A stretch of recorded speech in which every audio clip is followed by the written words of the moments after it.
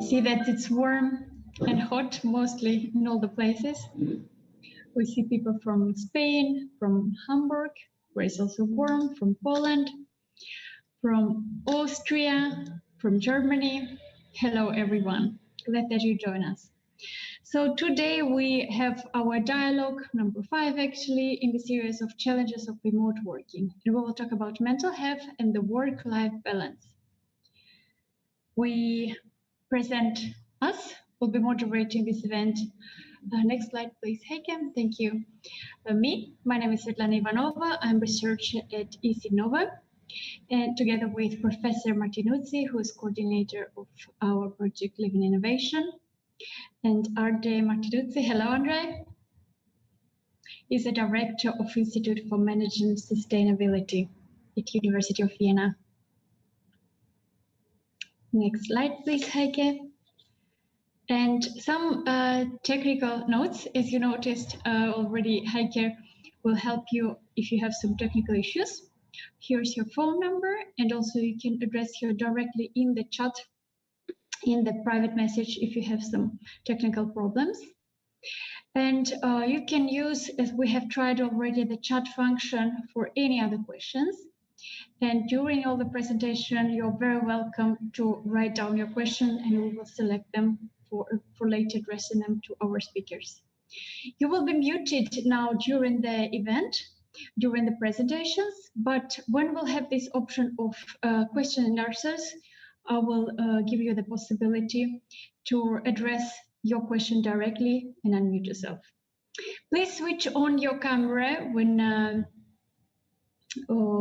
during our event. That would be great for us to see you. But of course, we notify you that the event, it will be also on YouTube. So if you don't want to show your camera, or you want to keep your participation in more private mode, you also can follow us on YouTube. And I'll present the agenda. We'll have 3 presentations of very high-level speakers. So first, me and Andre will give some introduction. We'll tell you a bit more about Living Innovation Project and about the discussion we have today. After that, we will have 3 wonderful presentations. First, of Michael Folwanski about the new normal, empowerment, trust, and mental well-being. After that, Nina Shinzir will speak on managing work post-COVID through HR, past, present, and future. And then Hashka Gracik will talk about global perspectives on remote work, challenges, risks, and opportunities. Here, we all have opportunity to ask your questions, but please, as I said, go ahead and write a question in the chat also during the presentations. And here we will address your questions and direct it to the right speaker. And then we'll have opportunity to have more private discussions with our speakers in smaller rooms. We'll have this in-depth conversation with each of the speakers. And I give word to Andre to present the project. Good afternoon if you're from Central Europe. Good morning if you're from the US. Good evening if you're from Asia. Thanks for joining us today. I had the pleasure to coordinate this project now for the last 3 years, the project called Living Innovation. It's a European funded project where we wanted to create a new narrative, a new story about being responsible and being innovative at the same time. Many companies want to be both, being innovative on the one hand, global competitiveness, the next big thing, digitalization, whatever you might name it. And on the other hand, being responsible. Many companies completely understood that the world, we all have a big problem with climate change, resource scarcity, biodiversity loss, and so on. But in many companies, that's not organized in the same way that it ends up in the same department. So you have innovation managers, you have CSR managers, they have very different skills, very different approaches, but we have to make innovation more responsible and responsibility management more innovative.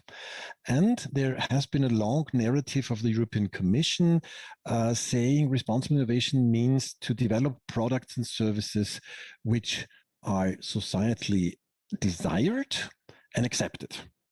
For many innovation managers, this sounds like business ethics, this sounds like sociology, and this sounds like an additional burden.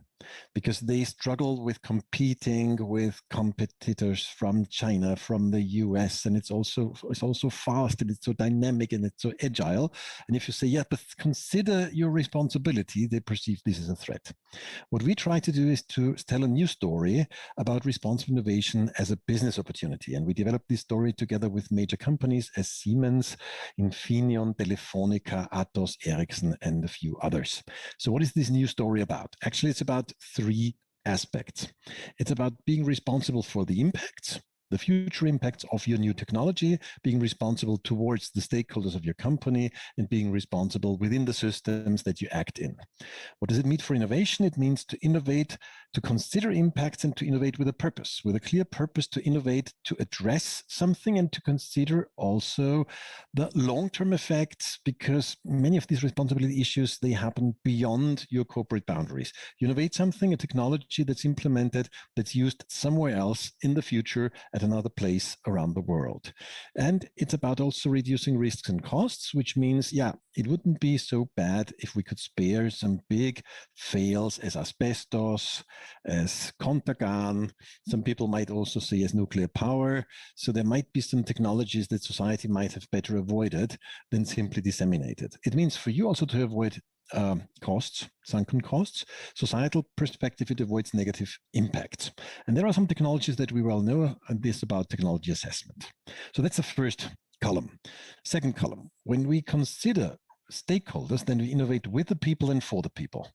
And you as innovation managers probably know about this concept of innovation. And you might say, yes, well, already we know that for many, many years.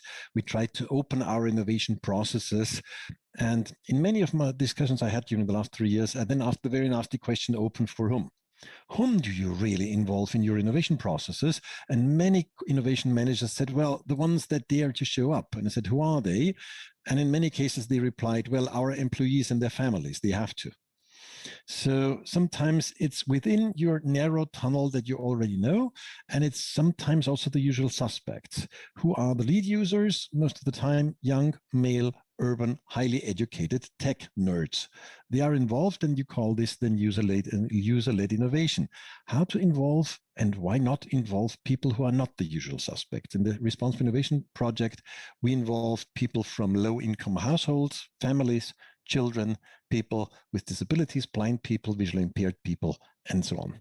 So it's broadening the scope of the ones that you involve. It leads to better and more ideas, better fitting ideas. And it's from a societal point of view important for priority setting. It gives us the right direction for our innovation processes. Third column, innovating within systems. Actually, all of us, we live, we work, we interact within systems. What's the term? Systems is often used as a nice term. Everybody talks about systems. When you say, I'm hungry, let's talk about food system. I feel sick, let's talk about health system. I need more cash, let's talk about financial system. As a matter of fact, systems are complex. Our life is embedded in systems, and many of these systems were never designed with a clear purpose. They simply emerged out of individual decisions of companies, of policymakers. So why not considering these systems as something that we can innovate, as something we can design together? So this third aspect of responsible innovation considers the whole system, means to innovate on a higher level, to co-create innovations even within networks of companies. And this opens a broad avenue for radical innovation.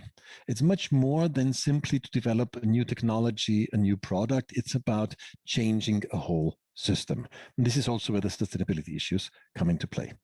Next slide, please. In the Responsible Innovation Project, we've done a lot. We had 3 years. We had a lot of time. We had a lot of stuff. We had a lot of ideas. We developed 100 videos with interviews with high-level speakers from all around the globe. So if you want to know more about responsible innovation, it's very, very different angles. Visit our website. They're very, very inspiring interviews. We ran 20 webinars and several online dialogues. It's even more than 20. I think this slide is about half a year old. Now it's 35 or something like that. So we really ran a lot of such kind of webinars. Yes, for sure. Corona, what else? You can't run on face-to-face events during the last year. We will develop innovation blueprints and showcases, which shows what were the outcomes of this 3-year-long project. There is a co-creation toolkit. Our partners from Germany called Dialogik published a few weeks ago, and it's already on the hit list of our downloads. So this co-creation toolkit might be quite interesting for you if you have to design or to facilitate innovation processes. We currently work on policy briefs, a book, and several presentations. So this is what we've done. The dialogue series that we're currently in, Svetlana, do you want to talk a little bit about what happened before? Because it's the 5th event today, and perhaps it makes sense also to know where we come from. Yes, actually, it is, as I mentioned, it is a series of events we run from November. We started in November, realizing that remote working after this pandemic and during it made a lot of difference in the work of organizations. So we started with very broad argument on technologies and leadership challenges in November. We discussed how to lead virtual teams. We talked about emerging technologies and what role policy can play in this. Then we had 2 dialogues concentrated more on technology around it. So first one on artificial intelligence, and we discussed what is the surveillance around it, what is trust-based leadership. And we had a speaker from Microsoft who told us what is responsible surveillance. And then we had an event on holograms and virtual reality, very new technologies. We discussed this new reality of leadership, immersive technologies for remote working, risks and responsible use. And we had organizations, frontrunners. We have very new technologies on organizing different events using hologram technologies and how it can be used in the future for this virtual work. Then we had an event in April on new career skills and remote working post-COVID. Of course, everybody recognized necessity of post-pandemic skill sets, and we discussed how companies are adapting to remote work or hybrid work already now, and of course on resilient career planning strategies. And today, actually, it's the last event in this series of dialogues, and it's interesting to address this maybe sometimes sensitive but very topical argument on mental health and the work-life balance, where we will discuss health and burnout prevention, methods to manage these risks, and strategies for future human resource development. Also, we invite you for our virtual event, which will be next week on 22nd of June, where we'll talk about our future life in a smart home, in full control or to be controlled. You see, we'll discuss data ownership and how smart home can be integrated in this. So you're all very welcome to join by visiting our webpage, liveinnovation.net, where you can register to the event and have dial-in information. Andre? So let's have a first dive into the topic, and we would like to ask you about your perspectives. What are the most important issues to your experience to mental health and work-life balance that companies should care about? What are these issues, these risks, or these benefits? What did you come across? What did you experience? Or what did you hear about? Could you please write briefly into the chat your experiences, your views on the most important issues relating to mental health and work-life balance? Just right now, a few words into the chat so that we know what is on your agenda. What did you experience?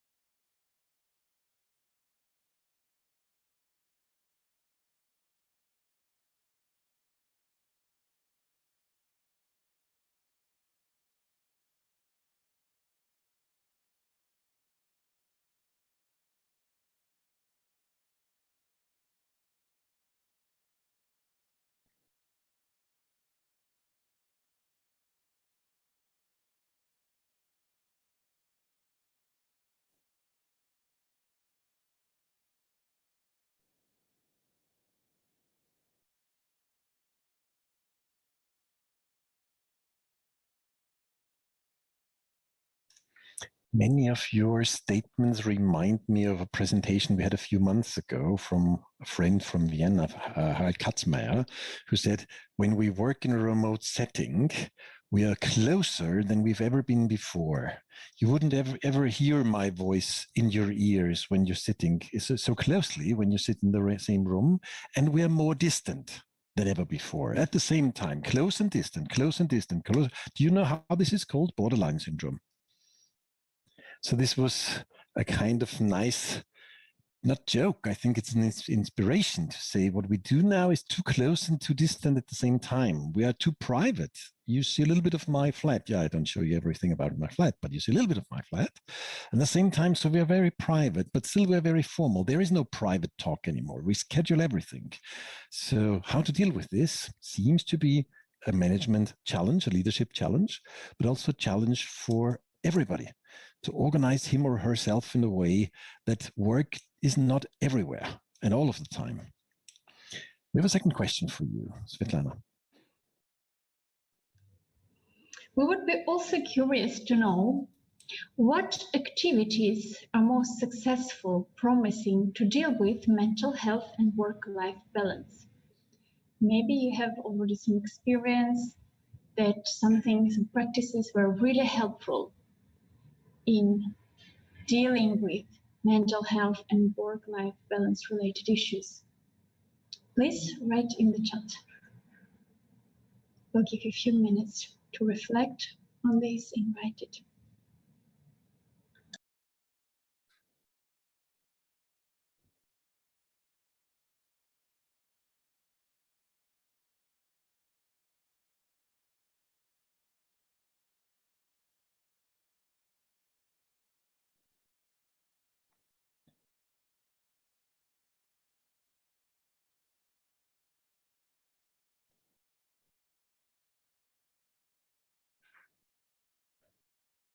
I like Eva Schuker's statement, force yourself not to work more than X hours a day, because she, I think on purpose, put in X, which stands for 1 digit, not for 2 digits. Otherwise, she would write XX. I think that's a good approach. I see also here a comment of Hoda, I hope I pronounce well, which Anwar reminds me of your experience somehow, but in a different way. Hoda says, this may seem odd, but rearranging everything at home, it changed the monotony of seeing the same room over and over again. That made me think about your table, Andre, which I always describe as one table for cinema, evening cinema, and one working table, and then the kitchen table. So some rearranging here. So perhaps we need at least different locations to know who we are at this moment, and not just where we are, but simply to have different hats and to say, okay, when I'm here, it reminds me a little bit of the Disney method, that it's well known that Disney used different chairs to sit on for different aspects on his creative projects. So he had, I think, 4 or 5 different chairs, similar to De Bono's thinking hats. Perhaps we need something similar at home as well. Wonderful. Thank you very much. I also see that a lot of physical activity or even some walking helps, and organizing the work in a more structural way. Thank you very much. And now we're very curious actually to see what our high-level experts think about these issues. We have our keynote speakers today, Michael Polwatsny. He's a global head of human resource corporate development at Siemens. He will give us this more perspective of organization, how he, from level of head of this human HR corporate development, will one slide back, please. How he will present this organizational perspective in this topic. Then we have Nita Chinzer. She's associate professor in human resource management. She's from Canada, so we have this sectorial perspective on this topic of work-life balance. And then we have Hajka Gracik. She's a technical specialist from International Labour Organization, and she will give more global expertise on mental health and work-life balance topic. So I welcome Michael. He will talk about the new normal, empowerment, trust, and mental well-being. And I'll tell you a couple of words about Michael. He's a passionate senior HR executive, skilled in many phases of HR with special expertise in staffing leadership positions. And he's helping organizations to transform and design tailor-made HR solutions, which I think very relevant for the situation we have today. Michael actually, and this is amazing, focused on empowering more than 40,000 people in diverse fields within Siemens and Siemens Advanta through his out-of-the-box solutions HR approach, where he has this driver of change in a disruptive business world. And today, Michael will tell us, is there a cultural transformation in organization after COVID-19? What is trust-based, collaborative and caring culture, and how to destigmatize mental health? Hello, Michael. Hi, Svetlana. Thank you for this introduction. I almost blushed by the good words you came up with for me. Thanks a lot. And yeah, I'm going to jump right in. So transform, stabilize, and motivate. These were a couple of key factors we had to face as a company, as Siemens, when we were hit by the pandemic. And why is that? Well, transform, we are in the middle of the transformation of Siemens as a company into a new company, basically. You probably have seen that Siemens is doing very active portfolio stuff, and not much of the core that has made Siemens once is still there. So we are transforming as a company. At the same time, of course, we have also been economically hit by the pandemic, at least in the beginning. Now we see this in a different angle. So we needed to stabilize our businesses, and at the same time, we needed to keep our employees motivated and engaged in whatever they were doing around the world. So these were three factors we had to consider, and they are not necessarily all pulling into the same direction. So that was quite an interesting experience. And today I'm going to tell you a little bit of how we went about with our own transformation, with our new normal working model, and also what we have done with regards to mental well-being in that respect. And initially, when we've been hit by the pandemic, you can see that on the first slide, we had a question that pretty much basically everybody has. We said, okay, we need to change something, and what is it we are going to do? Are we going to focus on cost cutting? Are we going to say, okay, new normal, you all work from home, we immediately start down cutting back office space, we immediately do this and that? And so in order to have a very good business case and in order to have all the numbers matching, or, and that was really the difference, do we use this pandemic, do we use it a little bit as a lever for our cultural change and not really as a cost-cutting measure to implement further measures that are, so to speak, a little bit against the employees, against the culture, but more or less, towards the employees, and an employee-centric approach. And that is actually what we have come up with. There was tough discussions, of course. If you run a big company, there's also commercial numbers that you have to match. But in the end, and that you will see on the next slide, we really decided for an employee-centric approach. We said, okay, let's think this pandemic through from an employee perspective and not from the company perspective. Let's have these thoughts around what are the needs of our employees, what can we do here to make it better, and then, of course, also have our leaders respectively equipped, and use it also as a lever for our own digital transformation as a company, so that the savings that we have, they are not out of sight, but they are more a byproduct of an employee-centric approach rather than the reason being, or the raison d'etre for this approach for changing things in our company. And we received quite good feedback around that, and I think that really confirmed it. We will see it later on.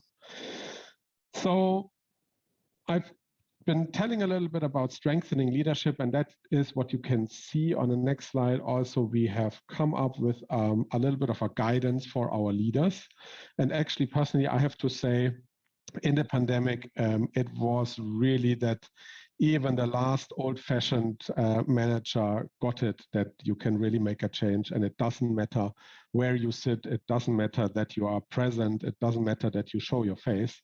It really matters around results and not around where you sit and what you do.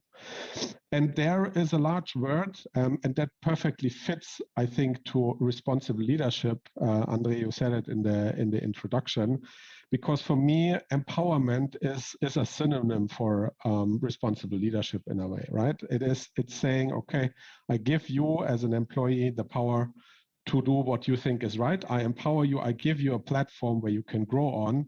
And at the same time, I take responsibility for you. I take responsibility for your well-being.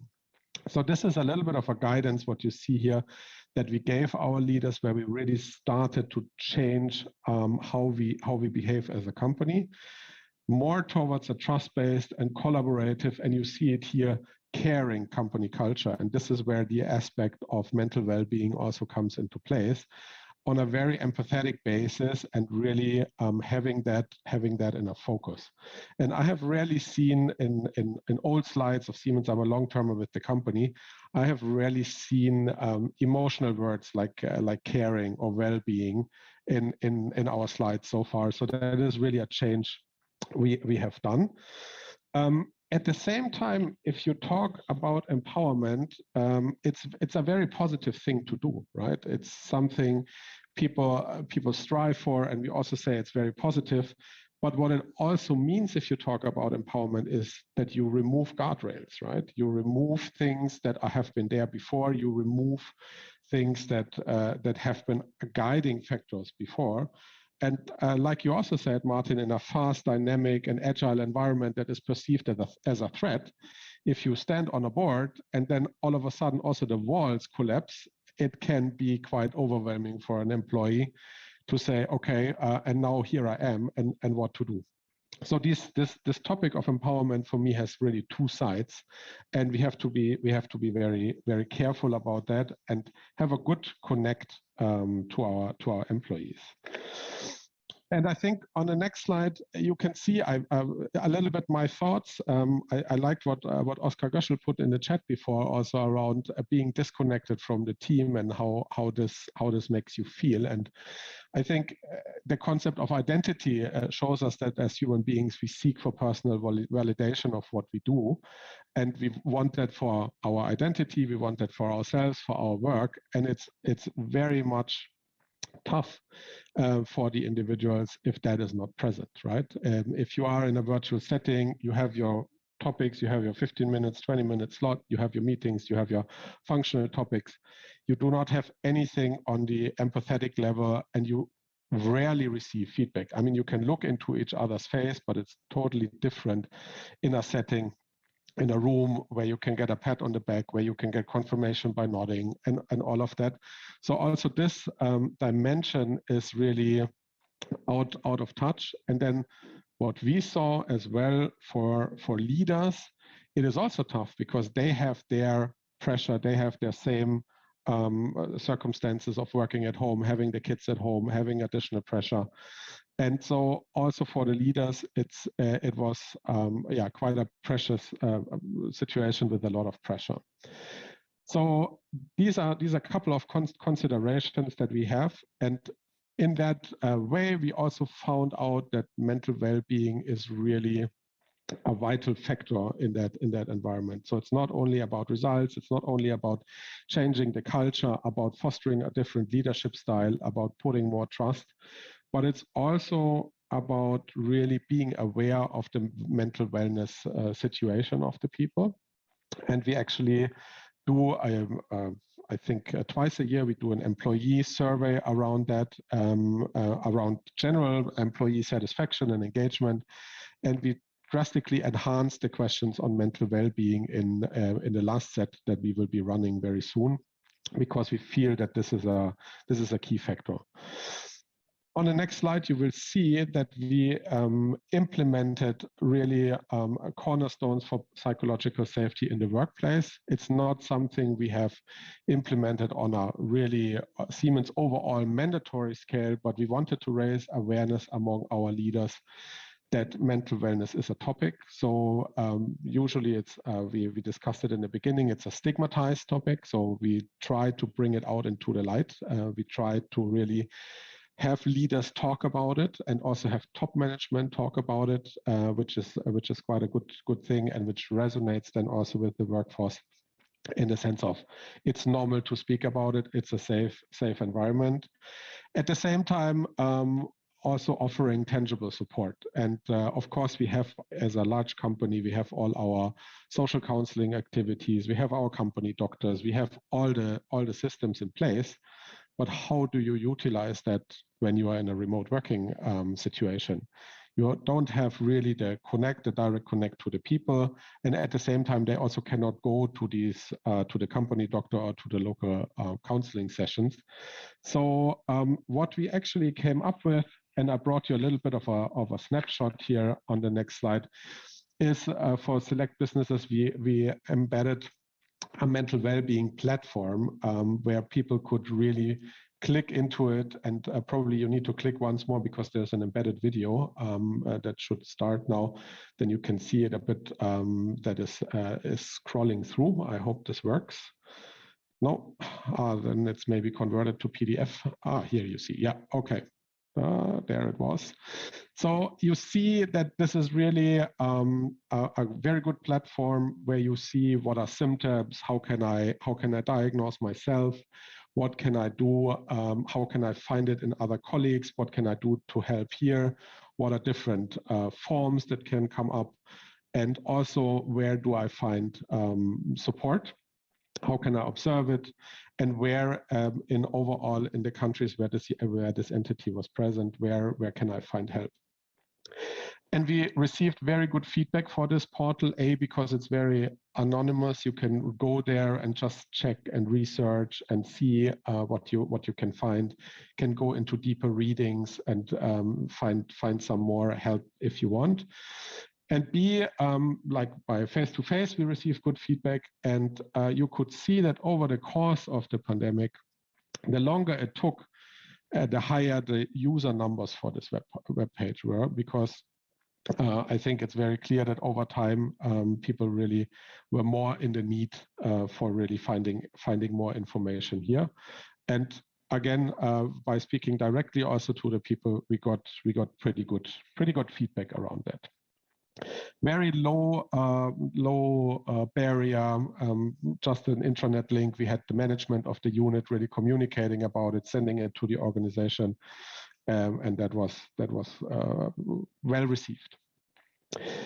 So with all we are doing, we also ask ourselves, of course, like, what is it good for, right? We don't do that only for being nice. Of course, that's also an aspect in the sense of being a responsible company, but we also want to see that it has an impact. And that's actually where, again, our employee survey kicks in, and all these events of making this new normal really employee-centric. We received very positive feedback from the employee side on a personal basis, but we can also see it in the numbers, which you will see on the next slide.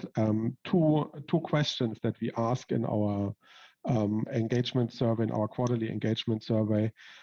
One is, I will stay with Siemens. And there you could say, yeah, in the pandemic, of course, you don't change your job, you stay with the big tanker and you don't go anywhere else. So this is normal that these numbers are there.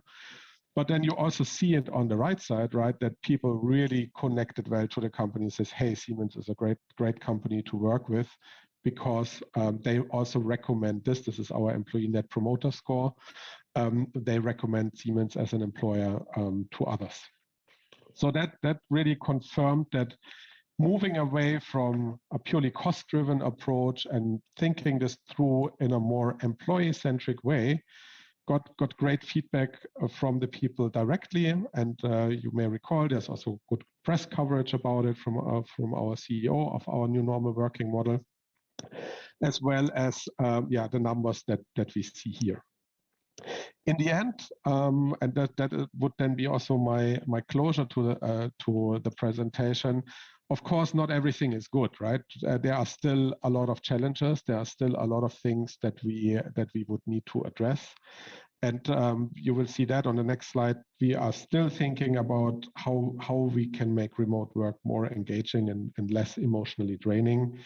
We, of course, need to strengthen constant feedback, and that's also why we adapted our annual performance management process. We scrapped it completely and adopted a more continuous feedback approach, or we are trying to adopt it. It's not, of course, not implemented. Culture change takes some time. We also see that once virtually connected only, we make reaching out on a personal basis a regular habit, so that it's not just about business topics. The topic of trust is one we want to strengthen with the empowerment, but also openly talking about mental health. And last not least, of course, where we still see how we can do this in the virtual environment, and then in the new normal where we have decided to have a virtual, like a hybrid working model, which is 2 to 3 days per week on site, and the rest is mobile working. So how do you foster a team spirit and sense of belonging in that environment is another aspect we are still thinking about. Thank you very much, Michael. Very interesting. Thanks a lot, Svetlana. I would like to encourage you as participants to write whatever question comes to your mind into the chat, even during the presentations. Svetlana and I as facilitators will try to summarize them and to bring them into the discussion at the right place. So if you have any question of understanding now to Michael Volvatsny, please write them now. We will have a debate after the 3 keynote presentations later on. I have a question of understanding. This mental well-being platform that you set up, have you ever considered just to fund such a platform and to organize it outside Siemens?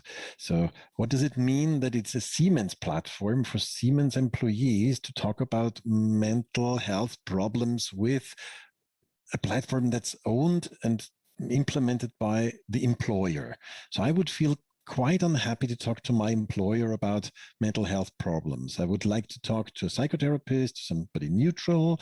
And on the other hand, you could have co-founded such a platform together with other companies. So you didn't have to do anything on your own. Have you in the beginning considered doing this as an independent platform outside Siemens, or was it very clear from the beginning that this is a Siemens project? Thanks for the question, Andre. Maybe one thing to set this straight: this is not a platform for dialogue. It's not something where you can then actively start a discussion and say, okay, here, dear Siemens, I'm feeling like this and that, and can you please help me? It's more a resource platform where you will find information, where you will find like, these are typical symptoms of anxiety. These are typical symptoms of somebody who develops an eating disorder. How do you, so it's more like from the safety of your computer, you can go to the platform and you find a lot of resources. And once you want to have like help and you want to have additional information, there is a section where you can find resources to connect to. And these are, and that is depending from country to country. For example, in India, we have an external service provider that is called one-to-one-help.net that is really external. The company pays them, and they can connect and then go take it from there in a completely anonymous space, not at all in touch with the company or with any reporting back to the company. Okay, understood. Thank you very much. Thank you again, Michael. That was a very interesting presentation. And we move to our second presentation. Nita Chinzer will present on the topic managing work post-COVID through HR, past, present, and future. And Nita Chinzer is professor, researcher, author, and industry advisor in strategic HR. She is a recognized expert on leadership and human resource management in Canada, and she is recognized as one of the top 25 HR professionals in Canada. So we have this international experience, and Nita is also author of 3 textbooks using graduate, professional, and undergraduate business programs, including Canada's best-selling introductory human resource management book. And today, Nita will speak on which changes are permanent or temporary now in times of post-COVID. Why does work isolation and uncertainty lead to increasing levels of stress? And how different is training and development after COVID-19? Hello, Nita. Hi, thanks for having me. And I know I've got 15 minutes, so what I'm going to try to do is give you a very short exposure to a lot of different topics. And the way that we can look at that is actually thinking about what happened in the past, what's going on in the present as we're nearing the end of actions we can make for the future. So the space that I'd like to draw your attention to is this idea that us as human resource professionals have a responsibility to ensure that we are innovating and developing business cases for the talent that we have in the organization, but we're also aware of what the new world of work will look like. So that's what I hope to give you a little bit of a teaser on today. It's only 15 minutes, so I'll have to be relatively quick. Perhaps we can move to the next slide. Essentially, it's this idea that we've got a shared responsibility for men. And that means that us as HR professionals, our responsibility is to make sure alignment with organizational needs as well as employee needs. But people are also looking to their coworkers, their managers, the organization and its leadership for some support and direction in regards to what's going on with this world of uncertainty. As we're coming out of uncertainty as well, we know that people have been feeling increasingly isolated. And when we feel increasingly isolated from work, we begin to lose that meaningfulness of work. We begin to lose the ideas of what the strategic direction of the organization is. We become disassociated with the culture in the workplace. When we know pre-COVID, research has shown us that people who are remote workers often hit career stagnation. They're not the ones who are recognized for training and development opportunities or for advancement opportunities and promotion opportunities, because they seem to be somewhat isolated. And we have to overcome that. Let's bounce to the next slide. Fundamentally, we're at a stage in our organizations where we have to rethink the job descriptions.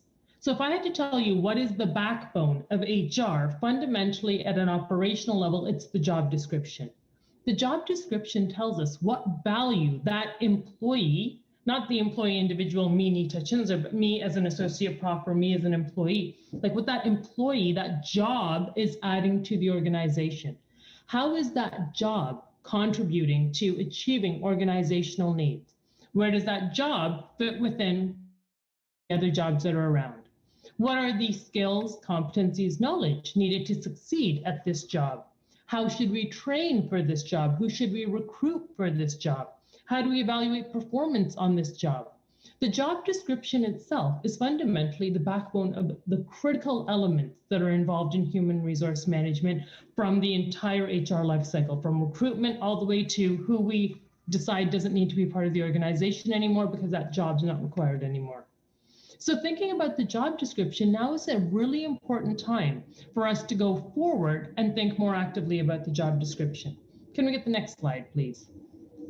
So in the past, we used to think about our job description as something that was process-oriented. It was the backbone of HR. It will continue to be the backbone of HR. But what we noticed during the COVID period is that there was a lot of job crafting going on. There was a change in the tools that were required for work, where work was done, how work was done. And a lot of parts of the job, which may have been customer-centric or centric around innovation and collaboration, had to pivot towards more isolated work. Today is a good day for us to ask the question about, is the person returning to the job they had before, or do we need to update that job description? Do we need to identify new tasks, new competencies, new contributions of that job, and redesign our jobs? These jobs are fundamental to the structure of the organization, performance, reporting metrics, but right now is a great time to think collectively about what changes are permanent and what changes were temporary. When we bring employees on, it's a great opportunity to renegotiate or reestablish and how it adds value to the organization.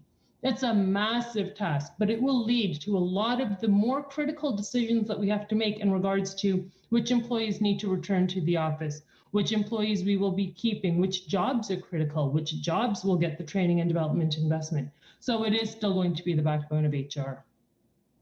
Let's bounce to the next slide, please. Another critical component here for us is occupational health and safety. So we're hearing about this in terms of mental health, but you have to think about both mental and physical health. So before COVID, there was an increasing awareness and recognition for mental health as part of an overall wellness approach. Workers were struggling, our knowledge workers, with RSI, so it's like musculoskeletal disorders and repeat stress injuries. So it would be from using monitors or hunching over, and we were dealing with the ergonomics of that. There were physical health risks that were known and what we could do to overcome those physical health risks.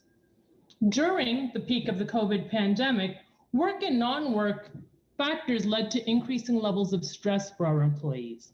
So even though we may have tried to be very clear and supportive within the organization, there was a certain amount of uncertainty coming from the environment around us. And employees were burning out. The research shows that not only were they burning out, but they were actually putting more hours in at work, yet not really hitting the equal level of productivity targets.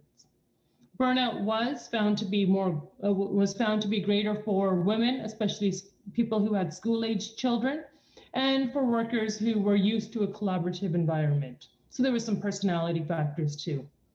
At that time too, remote offices were set up relatively haphazardly. So if I were to take you back to March 2020, which seems like a lifetime ago, but if I were to take you back to that, then people were using ironing boards as their desks. They were using kitchen tables as their desks. And we didn't have the ergonomic chairs, the idea about having our mouses and really being sensitive to that. And there was increasing work isolation. People were afraid. People were afraid to see each other. They were afraid about what they were allowed to do, how they were allowed to go out. And a lot of people confused the concept of physical distance with social distance, and they didn't reach out as frequently as they should have to stay connected with their coworkers. Moving forward, as organizations, we need to bring back the conversation of ergonomics. If you choose to have your people come back to the office or you choose to have them work remotely, we have to think about how their work is designed. Are they speaking into a camera? If they are, do we have headsets and microphones for them? Have we given them ergonomic training? Are we coming up with new and innovative benefits that happen in the workplace? So for example, prior to COVID, maybe you had a cafeteria system that offered some food. Well, now we have remote workers. Why not reallocate the funds from our cafeteria meal planning or prep planning or nutrition planning for our remote workers? It's this idea that maybe we had on-site gyms and we use that to facilitate healthy workplaces. Well, now maybe we can subsidize the cost of going to a gym or bring on some exciting challenges like Global Corporate Challenge does a tracker challenge, where within the groups they do 10,000 steps and they compete to see who's doing these steps. And those are all active things we could do to re-embrace the concept of healthy workplaces, whether they're physically together or whether we're remote workers. We also need to think about intrinsic and extrinsic rewards.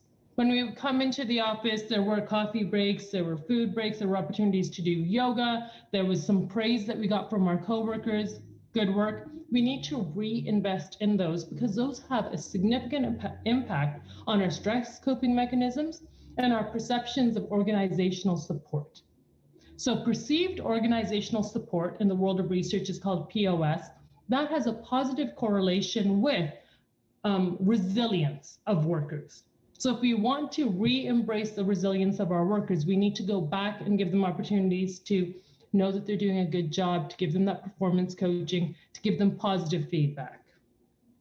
I'm going to move on to the next slide, training. So there's a lot to talk about, but for training and development, there was this perception of shared responsibility. So in a lot of places in the world, including some of the places that you're living in, the individual is responsible for their career and the organization is also responsible for providing some training and development. In the past, when there was cradle to grave jobs, it was that the organization was fully responsible because the person would stay with the organization for a long time. But now, as we get into an environment where people might change employers, might change careers more frequently, it's that shared responsibility. Our training was focused on either what we needed for the job, what the organization needed or what the individual needed. During the COVID pandemic, a lot of training came to a stop. The training was focused on technology, focused on ramping up the skills that we needed to do our work and accomplish our work in a new environment, but we didn't see a lot of training that was job, organization, or career focused. So there is this increasing sense of stagnation amongst workers that has been validated in the research, where workers have only grown in the last year.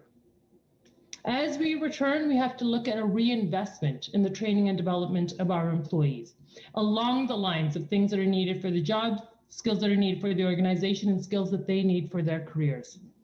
Beyond that, rather than focusing on technology, we have to bring back the training that will focus on team building, effective communication across platforms, productivity, as well as multimedia. So we have to start thinking about bringing training and development together as a source of change in our organization that is focused on forward moving, on strategic realignment, on supporting our employees, and getting up to speed with some of the expenses that we should have incurred last year around growth. And that's to ensure that we don't have a stagnant workforce. Sensitive to the time, I only have one more slide. There is lots to talk about. So we'll move on to the next slide.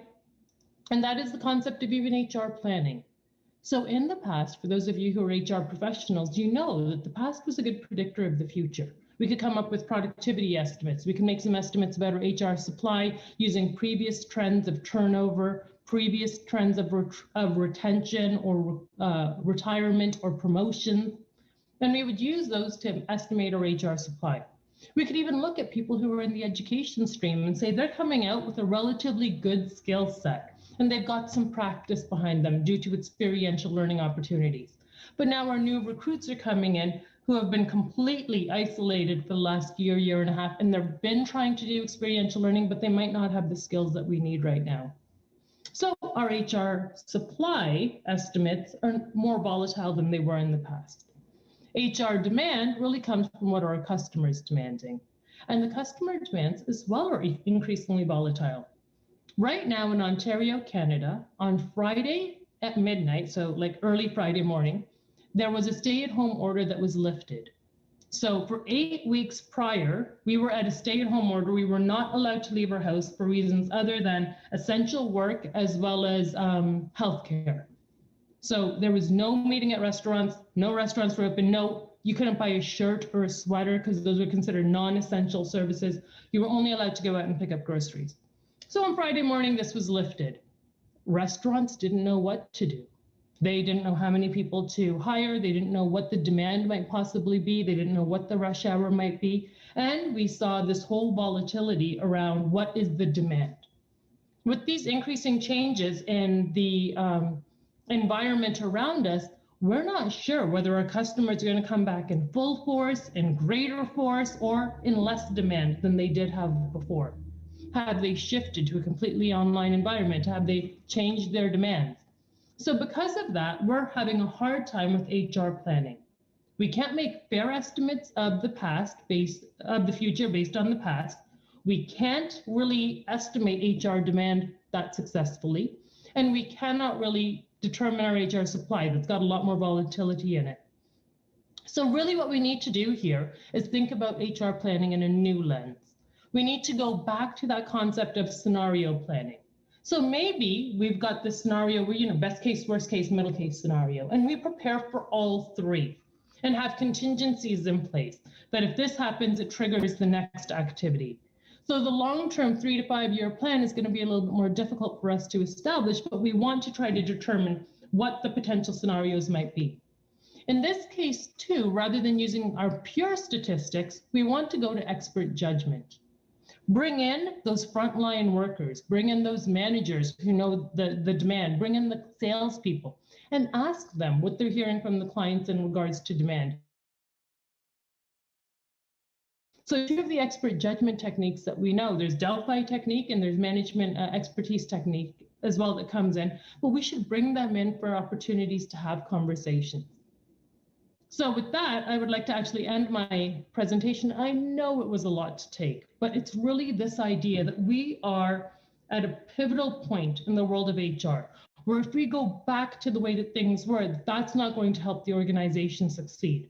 We need to all be collectively thought leaders. We need to be forward thinkers and prepare for the future. And that future is dependent on what happened before, during, and post-COVID. So for those of you who are interested in joining me in this conversation, I'll be at the session afterwards, an open dialogue session, but I hope that this was helpful for you and at least it sparked some insight in you regarding how you might approach things differently. Thanks for your time. Thank you very much, Nita. Wonderful presentation. I see a lot of very positive comments here in the chat as well. Thank you, Nita, and I welcome everyone to also write the questions in the chat. And later you will have this opportunity to hear the answers. Thank you, Nita. Yeah, ask a spontaneous question of understanding. I think that during the COVID crisis, it was a time of insecurity due to many, many reasons. How will my health develop? Will I get sick? Will I still have a job? And so on. It's a time of great insecurity. And it's also great insecurity for employers. Is my employee still there or not? So it's about trust. We know that. Is job security and the mutual commitment of a company towards its employees and the employees towards their companies something that will stay? Because we have a different approach, I think, in Europe and the US, and I actually don't know where Canada stands. Sometimes I get the feeling it's more European than the US. And in Europe, we had this concept of flexicurity for many, many years, a political concept that tried to push for more flexibility and security at the same time, which seems to be a little bit pulling both ends at the same time. Is there any effect on this long-term question of trusting each other? Yeah, well, long-term question of trusting each other, I think, is regardless of what the nature of employment is. So if your nature of employment is that you are a part-time worker, a full-time worker, you are a contingent worker versus you are, a traditional worker, the concept of trust is fundamental. Unfortunately, the concept of trust isn't anything that we ever indoctrinate our managers or leaders on. So when we think about programming they might go through, say an accountant, there's not a lot of programming around how to establish trustful relationships. Research does show us that when we have a high levels of trust in our organization, there's a lot of positive benefits. We're more likely to be retained by the organization and reduce our likelihood for turnover. We're also more likely to positively endorse the organization to potential hires and explain our experiences with the organization positively. We're also more likely to take risks, which is critical to innovation and creation in the organization. And the term that we use is intrapreneurship, which is that we're trying to bring that entrepreneurial spirit within our organization as an internal member. So there's a lot of positive elements associated with trust, but it's not necessarily associated with the nature of our work. When we're thinking about how the workplace, significant increase in the number of contingent workers. So these are the non-traditional workers, at least in North America. So organizations are leaning more heavily on temporary workers, contract workers, seniors, workers who don't have a lot of job security to begin with. These workers then are called precarious workers, and they coming into the organization to help fill any of the HR planning gaps as they're needed and give the organization flexibility. But there's an incentive system in place for these employees who can often look at this as a way to get into an organization. We know roughly 50% of organizational hiring is internal hiring. Get into an organization and then potentially shift from the temporary position to the full-time position. The other thing we know is that there's a lot of people who are voluntarily part of that precarious workforce. They are not interested in working full-time. They are part of the generation and the thought that I don't live to work. I work so that I can live. And they are not interested in the Monday to Friday, 9 to 5 or 9 to 9 grind. And we're seeing that as a generational change that's happening too. So a very complicated answer to a very complicated question, but I hope that we were able to simplify it in some ways. Thank you very much. And we are ready for our third presentation. We welcome Halska Gracik. She's a technical specialist at International Labour Organization. And Halska is experienced public health and occupational safety and health researcher with a demonstrated history of working in international organizations, in academia, research, and in the regulatory government sphere. So she will bring today this international perspective to our discussion. She holds a specialized Masters of Science in Public Health degree and also a PhD in Occupational Safety and Health. Today, Halska will talk about what are the psychosocial factors when working remotely. What is the way to prevent the stress through workload, work pace, and work schedule? What is the special focus on work-life balance and health promotion? So her topic is global perspectives on remote work, challenges, risks, and opportunities. Hello, Halska. We cannot hear you.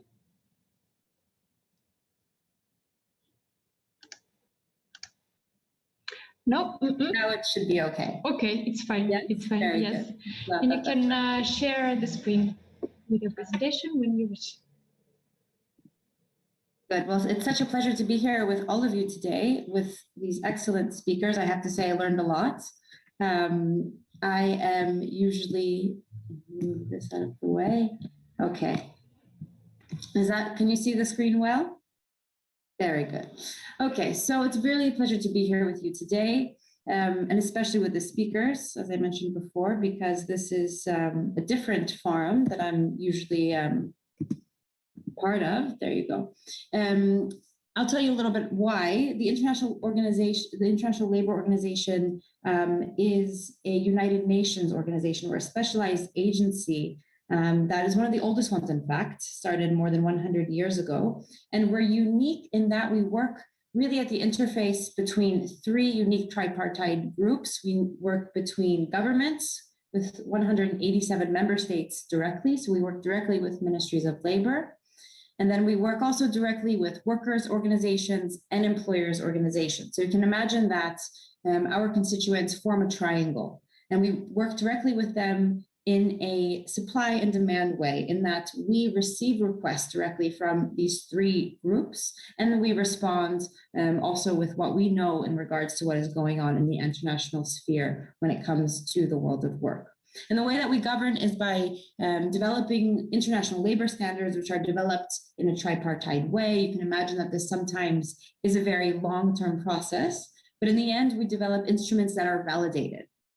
In that they are agreed upon by these three very different groups of individual groups, and that these groups have usually different interests. And so we see this as a big achievement. And the reason I talk about this is because what you'll see in these slides comes as a result of these tripartite discussions. So these are not my ideas per se. These are not the ideas of our department. These are ideas reflected from the global world of work feeling right now where we are. So I'll briefly touch on three themes. The first theme will be all about psychosocial factors and where we are right now with the pandemic, where we're going. I also think it's important that we don't only look in the silo of psychosocial risk factors, given that they're so interconnected with many other workplace risks. So we'll look at a comprehensive view on OSH, and finally closing with the idea of how do we lead, how do we manage in these types of situations. And it's a lot for 15 minutes, but we'll do the best that we can. So I think we had a pretty comprehensive discussion already on the psychosocial factors that are the most prevalent when it comes to working remotely. And here you just see some of them, but this is what we've heard back from our constituents. This is not something that we think is going on. This is something we know is going on. We know it's going on globally, even though there are different trends in different regions. We know that there are psychosocial risk factors that are dramatically impacting the workforce when working remotely, especially now, more than ever. And when we talk about psychosocial risk factors, while there are so many, we've put now a special focus on ensuring that we're taking into account workload, work pace, and work schedule. So this is one of the biggest risks that we've seen is the not having any more the distinction between your work and your life. And how do you have a balance when you don't have that distinction anymore? It's very difficult. And so we've been measuring the impacts not only on occupational safety and health, using that human-centered approach. And I really appreciated what Michael said about the employee-centered approach. And this is something that the ILO has been promoting since we were founded. So not only are we looking at the safety and health of workers, looking at the human-centered values, but also at productivity. And what does this mean from the business side? What does this mean from the side of where we want to go as businesses, as broader industries? So in addition to all of the mental health effects that we've seen, we've also noted a number of physical reactions. So whether these are digestive problems or cardiovascular impairments, I think that maybe some of you have seen the news that came out about 2 or 3 weeks ago from the ILO and the WHO about long working hours and its impact on cardiovascular health. And so it's not just something that's affecting our mental health, but it's something that's also affecting different physiological systems that we're not always acutely aware of. And when we're talking about productivity, we also need to be concerned with increased absenteeism, but also presenteeism that we've seen more and more in different regions globally. So I'd like to put a special focus on violence and harassment in the working environment. And I don't say the workplace because we're always also moving to this remote area of work. This is now our working environment. It's not necessarily our workplace. And all of these conventions cover different working environments, whatever they may look like with the changing world of work. So I want to especially focus on violence and harassment because it's not something that we always discuss when we're talking about mental health. We talk about burnout, we talk about fatigue, we talk about different anxiety levels, but we're not always talking about the direct impacts of violence and harassment. And the ILO has developed the very first international labor standard on violence and harassment. It's our ILO Convention number 190 that directly focuses on different types of violence, but also different types of harassment in the working environment, and covers workers in all stages of work, whether that is at recruitment, whether it's at active work, whether it's during a work function that is outside the working environment. So this provides a framework for which employers, governments, but also workers can pull provisions from if they're looking to develop new policies or national level recommendations on violence and harassment, specifically now during the pandemic. So a few suggested actions from our guidelines about how do we target ensuring that our workload, our work pace, and our work schedule are all working towards this idea of having a healthy work-life balance and preventing stress.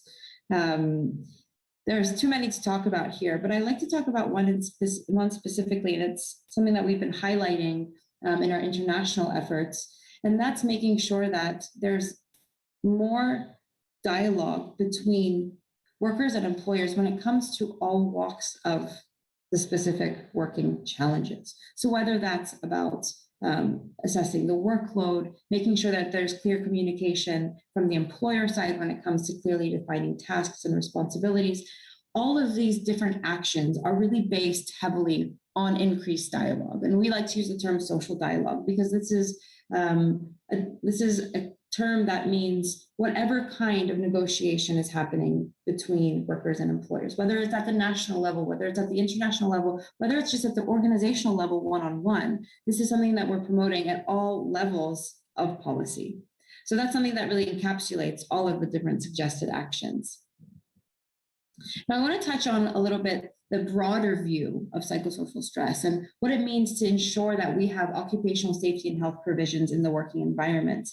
And this means that when we're looking at something like psychosocial risk factors, we're not only looking at psychosocial risk factors, we're talking about what else is going on in the physical environment, including ergonomics, including chemical hazards at the workplace. So many frontline workers were suddenly exposed to extremely high levels of disinfectants and chemicals. We had sometimes no idea where they were coming from. We didn't have a proper risk assessment and where these chemicals, how they were being produced and the supply chain issues around them. And so we have to make sure that we're conducting comprehensive risk assessments that are taking into account whatever kind of hazards might be at the workplace. And when it comes to these workplace risk assessments, we want them to be not only comprehensive, but also continual, sustainable, that if we're implementing new policies, that they're being re-examined, that we're making sure that we're not introducing new risks to the workplace by trying to remediate one of them. So here are a few suggested actions, and something that is important to note as well from our international labor standards is that there's a focus on the employer's responsibility. There is a responsibility of the employer to provide workers with adequate information on whatever new risks might be coming up, on whatever risks might be imposed by remote working, on whatever risks there might be to the new changing world of work that they're facing. This is the responsibility of the employer. It's also the responsibility of the employer to provide adequate equipment that are reflective of the job tasks as it changes, as we move home, as we might change our working environment more in the future, as we might have new technological arrangements. So this is something that's implemented that's written out in our international labor standards, that employers do have this responsibility. At the same time, workers have a responsibility to take into account the information that's provided, to join trainings, to be engaging in social dialogue with the employers to ensure that there is a clear understanding of how to minimize risk in the workplace. Now, moving on to the idea of how we've changed in regards to what management means, what leadership and communication means in the world of work when it comes to health promotion. Now, this is something that's changed, and it was very interesting to see Nita's presentation on pre and where we're going and how we're looking at what leadership and management means when it comes to health promotion. So we're moving into an era where we're able to discuss these critical issues when it comes to work and life balance to a level that was never done before. And in a way, we have been provided with a very important opportunity for managers, for leaders, to be able to discuss these important issues of psychosocial risks, of managing all types of risks at the workplace, whatever they might be. And so there are a number of ways that managers and leaders are able to increase their communication in this changing world of work. So one important issue as well is making sure that when we're talking about health promotion, there's an open discussion on negative coping behaviors. And we've done a number of studies now and surveys on how negative coping behaviors have certainly increased during the pandemic and how we can implement policies that are able to counter these.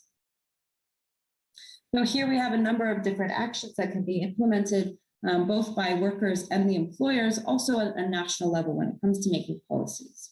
So here we won't be able to talk about some of the interesting policies. Maybe during the breakout dialogue we can do this, but there's been a number of countries that have implemented, following the pandemic, new workplace policies that try to limit different types of negative coping behaviors by ensuring that there is a better balance between work life, ensuring that stressful coping mechanisms are not something that are propagated during this really difficult time. So in this short presentation, there's just a few takeaways that I think are really important to consider, especially as we move on to the breakout groups. The first is the importance of social dialogue that we always talk about, the ILO, whatever that might mean in the specific organizational setting that you may find yourself in. This could be social dialogue on many different levels, and there's no reason that we need to define it too clearly in order to make it not applicable to the specific work environments.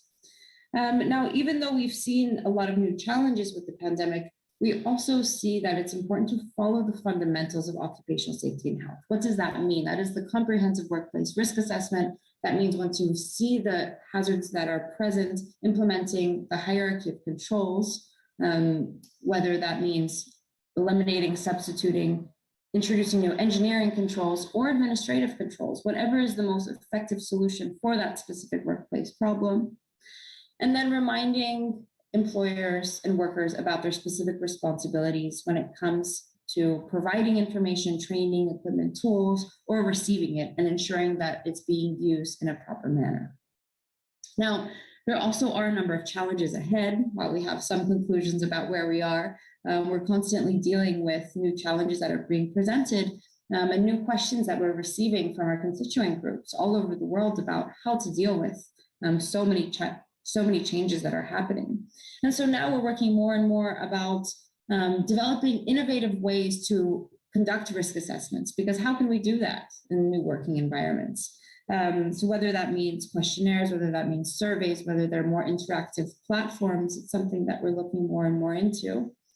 And we're also being challenged by the question of how do we ensure that we have effective national policies? So at the national level, how can we promote effective policies that are developed through the Ministry of Labor, but that are trickling down in a meaningful way to the organizational level, to the enterprise level? How can we consider those very specific and unique individual characteristics of workers through the implementation of workplace level policies or even national level policies? So this is something that we're battling with. This is something that we're exploring, conducting more research on. And it would be great also to hear from some of the participants in the group on some of these issues. So thank you very much. It's been a short but sweet presentation. Here are additional resources that I wasn't able to talk about, but are all available and hopefully useful to everyone here. So thank you very much. Thank you very much, Halshka. Wonderful presentation. Thanks a lot. Thank you, Halshka.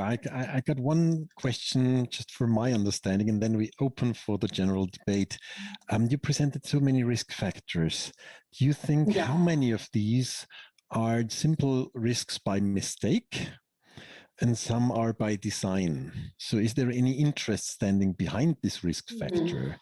If I think about, for example, platform economy, that's a wonderful thing, but it undermines a lot of achievements we had. When we think about Airbnb, it undermines achievements regarding safety and hygiene in hotels. When we talk about Uber, it undermines certain elements of taxi business. When we think about all of these platforms, you know, Amazon, Mechanical Turk, 99 Designs, Fiverr, all these are platforms that undermine certain kind of minimum standards we hoped to achieve when we talk about employed people. Do you see a certain push through the COVID crisis and the remote working towards such kind of more platformization of work? Yes, that's a very interesting question. And we're looking at trends in the world of work. We've just recently produced a new report on what the future of work may look like. And so while we don't know exactly where it's coming, what's important is that we create a framework for action so that we can respond to those risks with platform work, with the gig economy, with all of these new forms, new technological advancements even.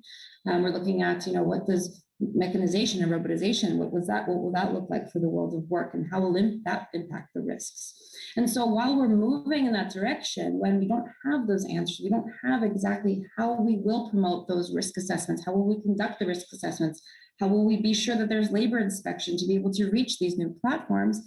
While we're trying to move that way, we're also trying to highlight the fundamental importance of having a series of values when it comes to where we're moving to. What do we want to ensure that we are promoting while we are conducting this research, while we are trying to chase these new trends? And one of them was, interestingly, Michael mentioned it before, is this human-centered approach. This is what we've been promoting since we released 2 years ago, our flagship report on the future of work, is this importance of ensuring that the human is at the center of whatever changes happen, ensuring that we're valuing productivity, but we're fundamentally first looking at occupational safety and health in whatever platform that might be. Secondly, we're promoting the idea of lifelong learning. So that comes with this idea of human-centered approach. We're making sure that the worker has the resources available to them to also follow this changing world of work. We want to create jobs. We want to have sustainable economies, but we have to do this in a way that allows all workers in all regions of the world to be able to follow these trends as well. So that's why we promote the just transition, making sure that we're looking at an equitable way to promote decent work around the world. Thanks so much. Thank you. Thank you very much. And I think we're ready to bring in our participants into the discussion. And I would like to give a word to Oscar Goschel. Please correct me if I mispronounce your surname. Oscar is Senior Digital Advisor at Microsoft. And Oscar, you have a lot of interesting questions and comments. Maybe we will not be able to address all of them, but if you choose the most important one, that would be great. Yeah, thank you very much for giving me the stage. And first of all, thank you for all of the presentation. Unfortunately, I had to step out in between and wasn't able to really follow all of the presentations. But going back to the last presentation that we just heard, and I just posted that in the chat window as well. Germany just has released the Lieferkettengesetz, so the Supply Chain Act, that is now delegating the responsibility of all participants in the supply chain to have a look at that. We really follow that standards of workforce sustainability, and that we really ensure that we clear on that. And I think that's one step forward, and really to have a transparent look on everything where we build, transport, produce, and distribute, that we follow that principles. So that is one thing where I think that's one way how we will start to ensure that we follow that principles across the world. But the other thing that was kind of interesting for me from your perspective was as well that I think one thing that we do observe as well as Microsoft, work-life balance is always kind of like an indicator on our yearly poll for the employees that is not at the highest level. And what I tend to see when I was a manager at Microsoft, that very often the responsibility for my own personal life has been delegated to the manager up.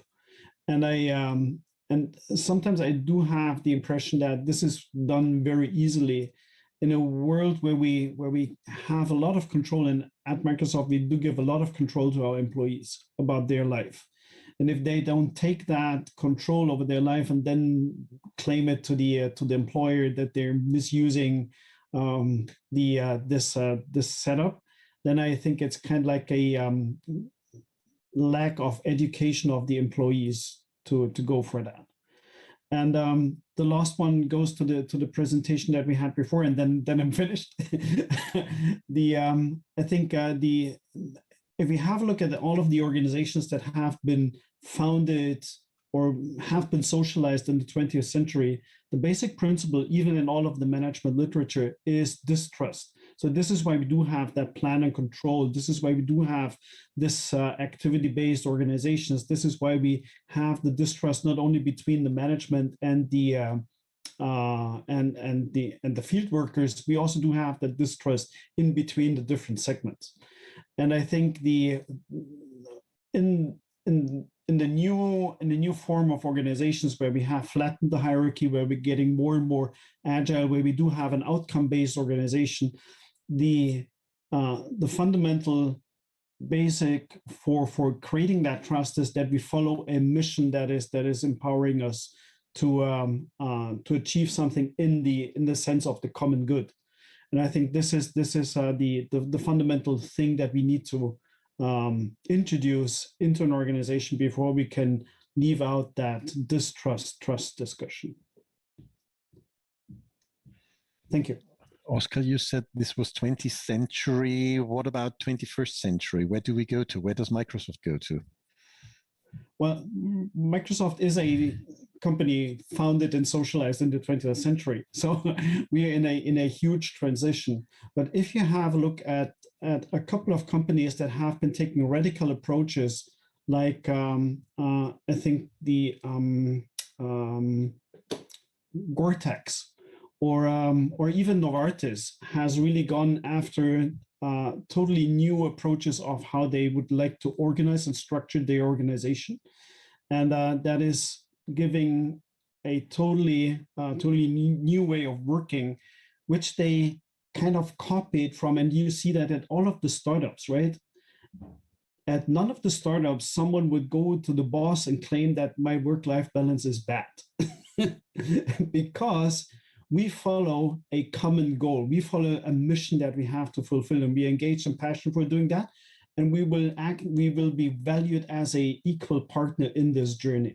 And I think there's a perception that we're not equal partners when we talk about managers and field workers that want to achieve something that is in the common good. But we do see this as a from a hierarchical, as I said, socialized in the 20th century with standardization, hierarchy, and command and control. And I think this is the issue that doesn't work in the remote world. Thank you. I would be curious to learn from Michael Volvatsny. Is he asked by 40,000 people to take care about their work-life balance? You're stressing a lot on the 40K. No, of course not. Of course not. And that is the concept, I think, also in reply to what Oscar just said, right? It's actually, if you are in an environment that constantly changes, where today you know something and tomorrow you know something more, to wait for a central intelligence to adapt the guidelines and principles and everything is virtually impossible. So that is why we have to build on this topic of empowerment. And I always say empowerment also comes with responsibility, and that is responsibility, of course, for what you do for your work results and everything, but also responsibility for yourself. So we try also there to empower the people to manage their own work time. But I can tell you from experience, it doesn't work all the time, right? It's a tough thing to do, and you have to be very disciplined, and you have to reiterate again and again and again to protect yourself and to look after yourself. I just see it right now when I talk to my teams now that all the barriers are lifted. I push my teams and say, please now enter your dates when you go on vacation, take a longer break, don't take just 2 days and then come back and all of that. It takes time to sink in, and it takes time to get into effect. Thank you. And I would like to give a word to Justin Timmer. Justin, if you would like to unmute yourself and introduce yourself, that would be great. Yeah, well, it's a very nice discussion. Yeah, I'm a kind of researcher at Measurement, so we measure also a lot of things, including the well-being of people. I really like this discussion as well, asking the people how they are doing. And that was also my question to Michael in the chat. It was, you were asking people like, how they are doing, but would you also take the responsibility to ask them like, how could the situation be improved? And would you then also like take the responsibility to do that in that direction? Thanks, Justin, for that question. And yes, absolutely. I mean, it's not just asking the temperature, right? It's also seeing what you need to do to adjust it to a level where it's feasible.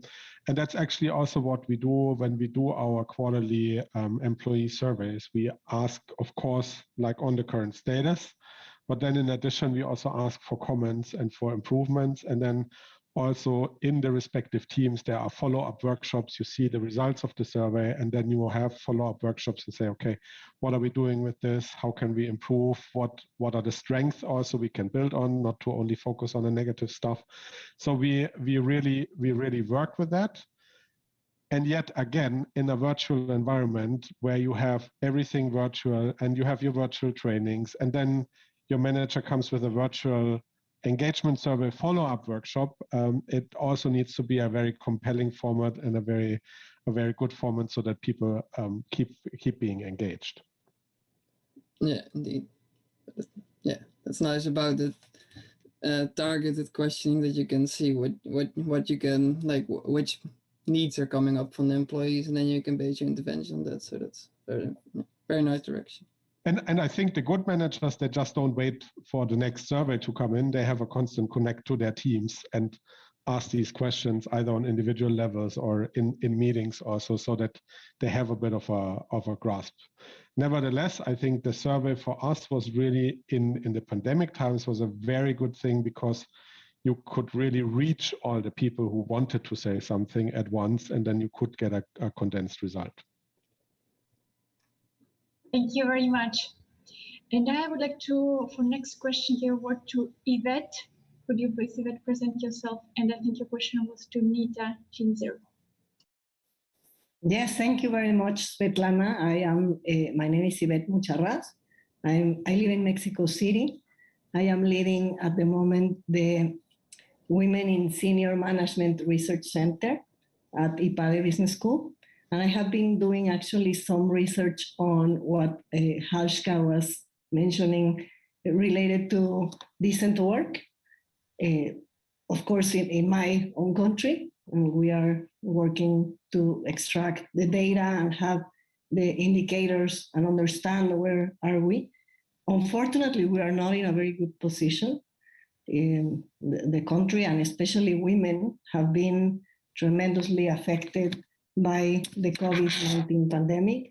And well, the problem is a lot of the qualified women are leaving the workforce, or they are migrating to the informal jobs without any social security, and being severely affected during the pandemic, and now in this transition process in which the hybrid model, well, the schools were closed for the entire year.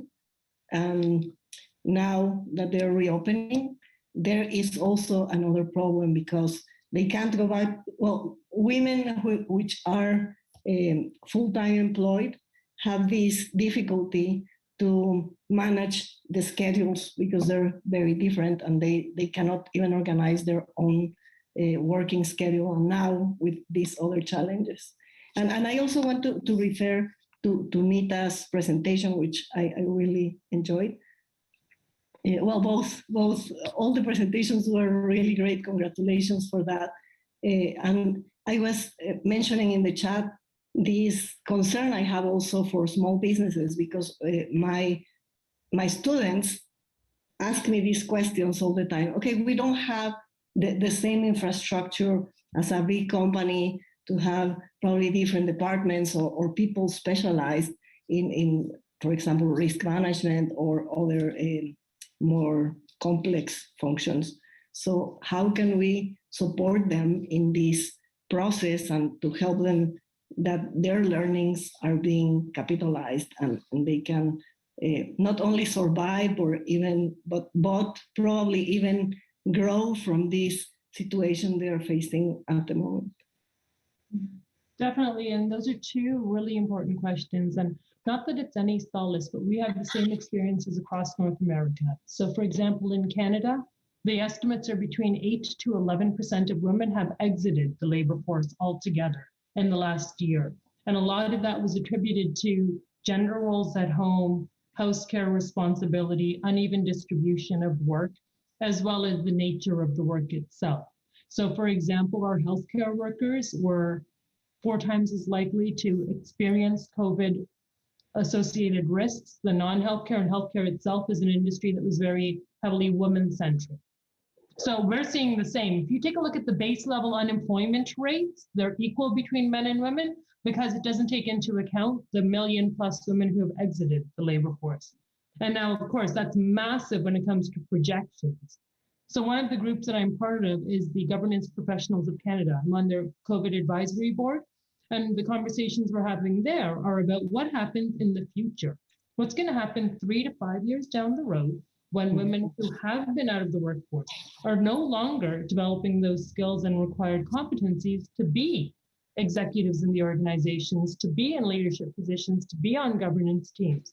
So there is going to be a massive spillover effect even in Canada. So it's unfortunate to hear that it's the same issue in Mexico, because that's definitely something that we as HR professionals should be aware of, but also as leaders need to be aware of. And we know certain things like flexibility, support for scheduling, as well as funding. So one of the big issues that has been around the issue of the benefits that were traditionally provided were things like subsidized daycare, subsidized support for tuition. Let's focus on those benefits in order to free up some of that time that our female employees have that they're not allocating towards that.